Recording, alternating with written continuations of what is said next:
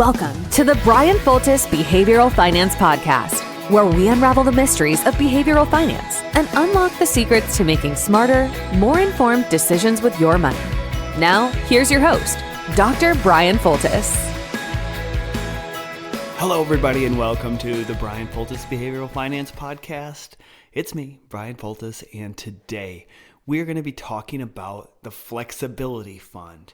And this is going to be a part of the Money Strong program that we've been rolling out, starting with college students and college graduates, and we'll be expanding to all adults. And this program is the financial order that I use as far as prioritizing savings goals and financial independence goals. I've been using this now for 20 years. And so this Flexibility Fund is a second step after increasing your savings and having that Murphy's Fund goal of $1,000. So we've talked about that in the last episode, where setting aside $1,000, figuring out a way to do that, whether it's a combination of reducing expenses or increasing income, we're just going to figure out a way to come up with that $1,000, and that is going to set yourself apart from a majority of American households who don't have $1,000 to come up with an unexpected expense. So when your car breaks down, or you need new tires or brakes, or you go to the emergency room on a Thanksgiving day with a sick wife like we did, then you actually have money to pay for that without running to credit card debt or running to a loan shark. So the next step, though, once we get that $1,000 set, is to decide, A, if you have debt, let's see how we're going to get that out of your life. And we're going to be talking here later about the different types of intensity levels of getting out of debt. Now, if you have followed Dave Ramsey and some of the other get out of debt, the intensity level tends to be very high. And what I've noticed is, because it maybe works for one group or one category of individuals, doesn't mean it's going to work for everybody. So we take a step back, we learn about the different intensity levels of getting out of debt, and then try to pick your path. But once we get out of that debt, the next step is to build up this flexibility fund.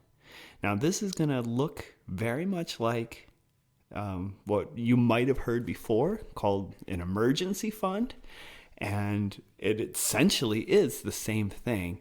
We call it the flexibility fund because I perceive this fund as not like a doom and gloom doomsday device. It is opening the door for flexibility to make decisions in our lives. So just fucking call it what it is. It's a flexibility fund.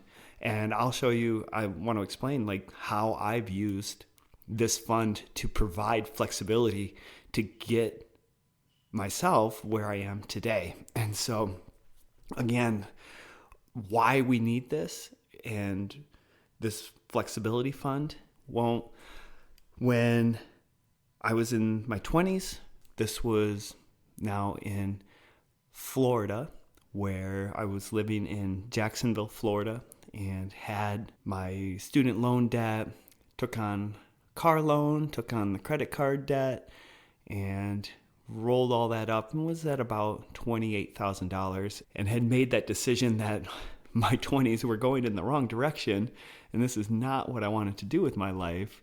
And going backwards financially, physically, I was getting out of shape. Like, it was just very quickly going the wrong way. And I finally recognized and had that moment to myself of, all right, let's figure out a way to turn this around. And so we did, this was through our church, and you'll be able to detect my intensity level based off of this. But through our church in January, we would do a 21 days of prayer and fasting. And this was, for me, kind of that moment of, all right, man, we're going to change our lives. We're going to turn things around. It's not just financial, it's physical. We're doing all of this. And what I decided to do on that 21 days in January was a Daniel fast. So this is from the book of Daniel in the Bible, where Daniel fasted for 21 days and he ate nothing but raw fruits and vegetables and water for that time. And so I did this Daniel fast. And so the modern day version of that was fruits and vegetables, some beans, which also put coffee in play. And then what else was that? I think it was, we had some tofu in there for protein. That ended up being the main thing. And then juices. So a lot of juices when we're trying to do that and do that for 21 days. And it was really interesting because as shitty as the first 2 to 3 days were, where you're grumpy and hungry, what ends up happening is you start to have a lot of clarity. Maybe you're just delusional, I don't know. But you have a lot of mental clarity. Your body starts to shape up. And so when you're in your upper 20s or high 20s in age, 21-day fast means I lost 25 pounds, I think, in that 21 days. So it just went off and lost it like that. But that was also the time when I was really trying to consider what I was starting to shift back towards, do I need to get back into shape to play basketball again and try to go back to Germany? And what are we going to do around that? And how can we do that when we have the debt here? How can we just leave when we're owing people money for all these credit cards? And that's when it was you're going to work for the next year to get out of debt. And then you're going to build that flexibility fund, which is about 3 months worth of expenses.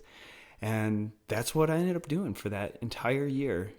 I ended up staying in shape or getting in shape for basketball. I worked like crazy to get out of debt. That meant working my full-time job at Fidelity from about 7 a.m. to 4 p.m. And then after that, go home for dinner.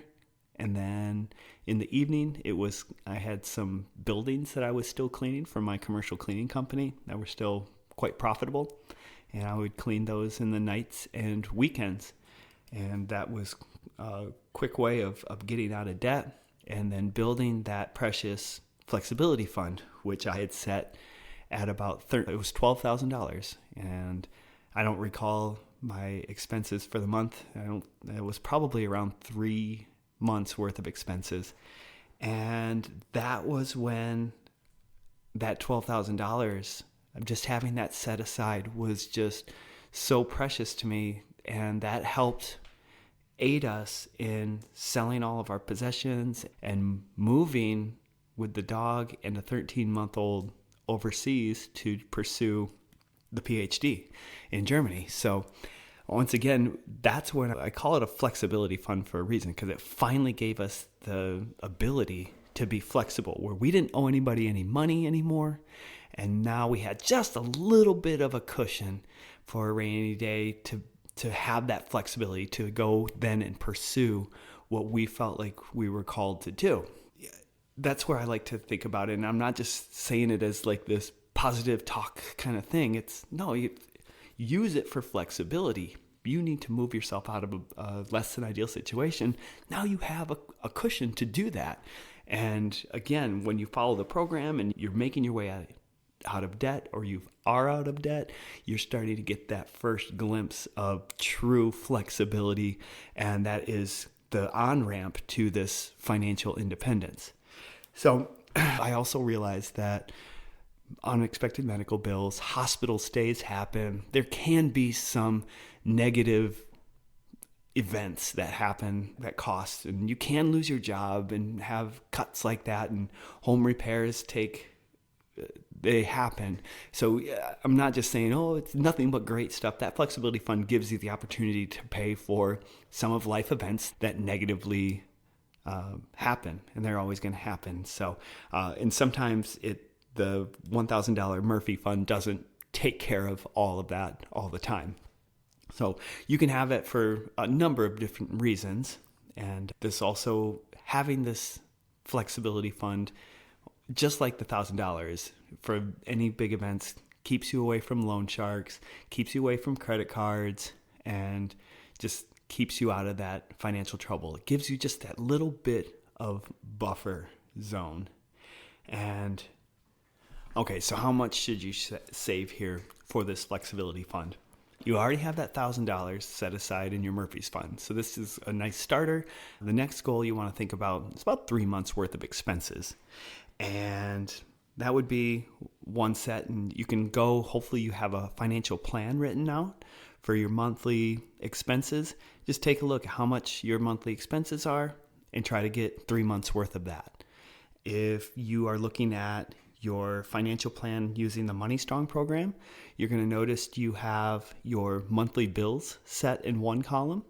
You'll have their final number of all those bills. And then you have the first 3 entries. And these first 3 entries are gas and car maintenance.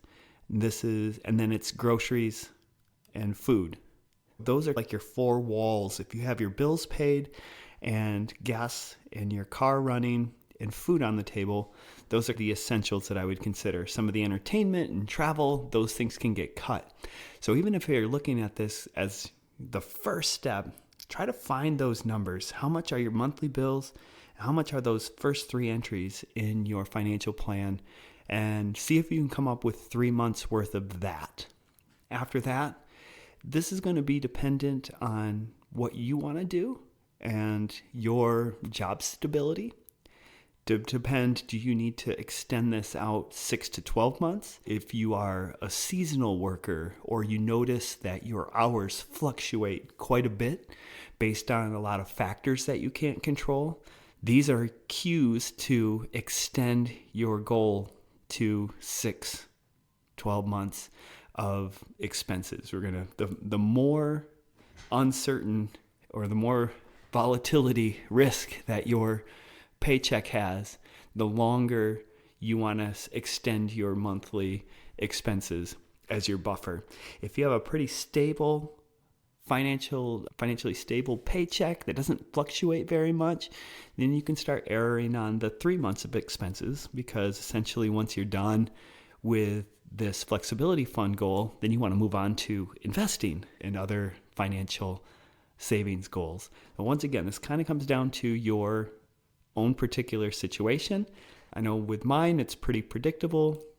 Being a tenured professor here, there's one thing that can be said about it. There is some pretty good job security around that. And so we tend to err on the 3 to 4 months worth of overall expenses. And we just have that set aside.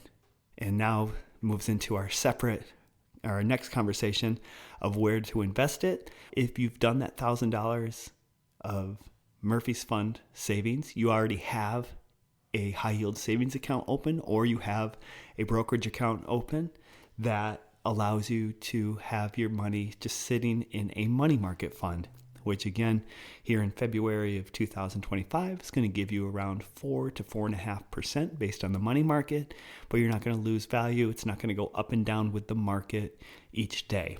And so we're just going to set that aside. It's going to earn a little bit of money in addition to that.